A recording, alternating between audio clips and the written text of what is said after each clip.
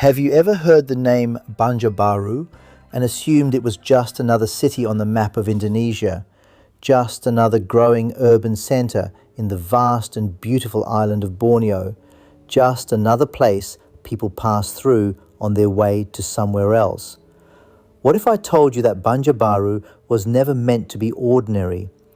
What if I told you that decades before it officially became the capital of South Kalimantan, visionary leaders had already imagined its future, a future built not by accident, a future built by design, a future that is unfolding right now.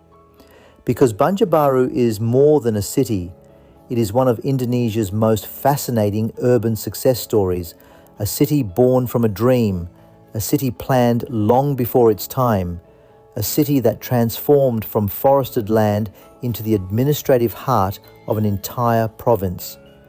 And once you discover its story, you may never look at modern Indonesia the same way again.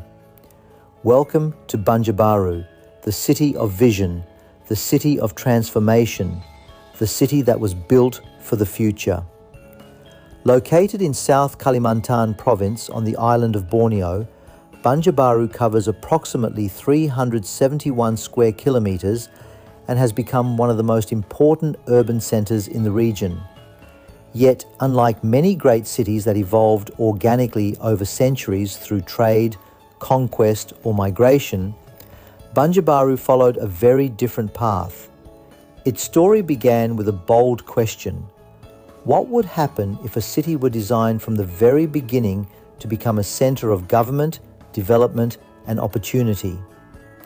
To understand why Banjarbaru matters today, we must travel back more than 70 years. The early 1950s were a time of enormous change for Indonesia.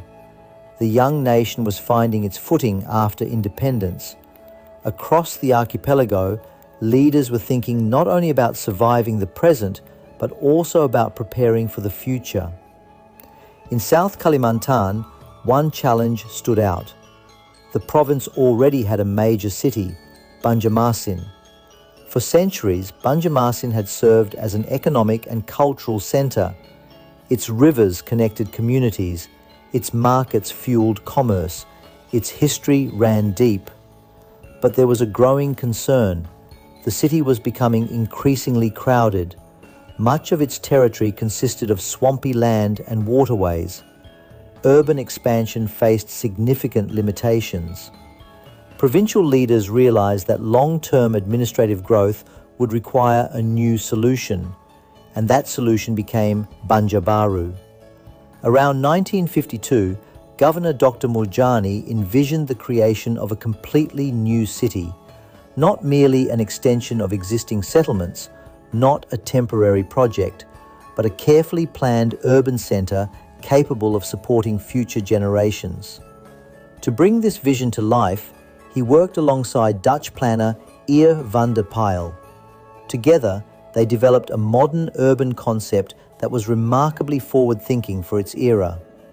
At a time when many cities around the world were expanding without comprehensive planning, Banjarbaru was conceived as a planned city. Every major component was considered: road networks, government districts, residential areas, educational zones, public services, green spaces. The idea was simple but revolutionary. Instead of allowing growth to happen randomly, the city would grow according to a long-term blueprint. That decision continues to shape Banjarbaru today. Drive through the city and you immediately notice something different. The roads are wide, the layout feels organised, districts have clear functions. Development appears structured rather than chaotic. These characteristics are not coincidences. They are the direct result of decisions made decades ago by people who imagined a city that could thrive for generations. And perhaps that is one of Banjarbaru's greatest lessons. Great cities are not always built quickly. Sometimes they are built patiently, carefully, vision by vision, road by road, generation by generation. For many years, Banjarbaru remained part of Banjar Regency. Its development continued steadily, but it had not yet become an independent city. Then came a major milestone. In 1999, through national legislation, Banjarbaru officially became a city. This made it one of the youngest cities in South Kalimantan. Compared with historic urban centres such as Banjarmasin or Martapura, whose histories stretch back centuries, Banjarbaru was still in its youth. Some might think being young is a disadvantage, but in Banjarbaru's case, youth became a strength.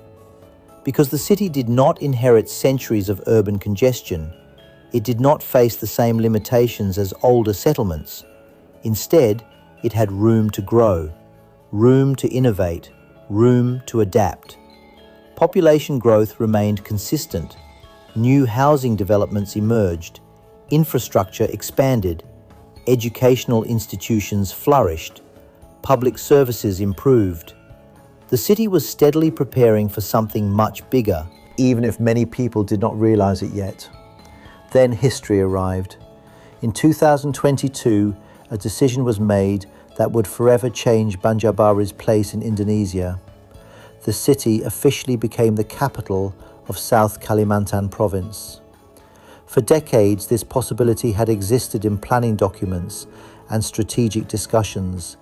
Now it became reality. The provincial capital moved from Banjarmasin to Banjarbaru. This was not a sudden decision. It was the culmination of a vision that had begun 70 years earlier. Government studies highlighted the practical reasons.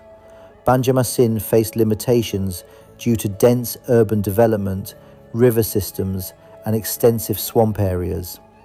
Large-scale administrative expansion would be difficult. Banjarbaru offered a different future. It possessed available land.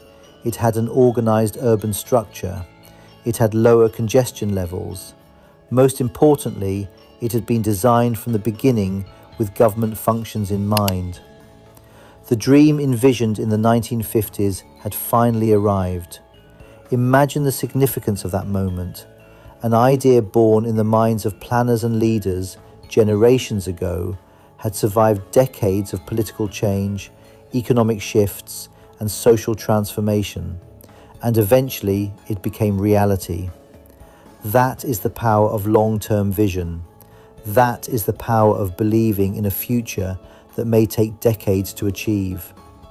Today, as the capital of South Kalimantan, Banjarbaru stands as a symbol of strategic planning and patient development. But government offices are only one part of its story. The city also serves as the gateway to the province. At the heart of this role is Shamsuddin Noor International Airport. Located in the Landasan Ulin district, the airport functions as the primary aviation hub of South Kalimantan.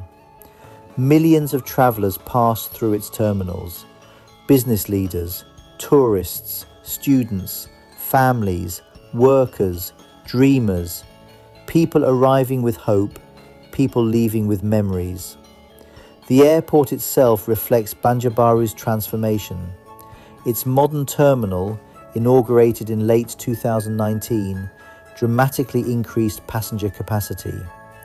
What was once capable of serving around 1.5 million passengers annually expanded into a facility capable of accommodating up to 7 million passengers each year.